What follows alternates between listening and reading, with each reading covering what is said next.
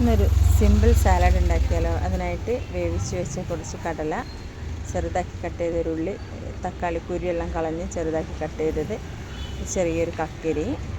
നിങ്ങളുടെ കയ്യിൽ ഏതാണോ വെജിറ്റബിൾസ് ഉള്ളത് അതെല്ലാം ചേർത്ത് കൊടുക്കുക. പിന്നെ നമുക്ക് കുറച്ച് കട്ടിയുള്ള നല്ല തണുത്ത അധികം പുളിയൊന്നും ഇല്ലാതെ കുറച്ച് തൈര് വേണം. അതിലേക്ക് കുറച്ച് കുരുമുളക് പൊടി, കുറച്ച് ഉപ്പിട്ടിട്ട് നല്ലതുപോലെ ഒന്ന് മിക്സ് ചെയ്യാം. ഇതിൽ നിങ്ങൾക്ക് തേൻ വേണമെങ്കിലും കൂട്ടാം. നല്ലതുപോലെ മിക്സ് ചെയ്തതിന് ശേഷം നമുക്ക് ആ വെജിറ്റബിൾസിന് മേലെ കൂടി ഒഴിച്ച് കൊടുക്കാം.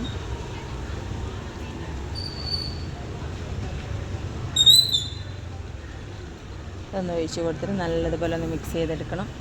പിന്നെ നമുക്കിതിലേക്ക് ഒരു മുട്ട വേവിച്ചിട്ട് ചെറുതാക്കി കട്ട് ചെയ്ത് അതും കൂടി ചേർത്ത് കൊടുക്കണം.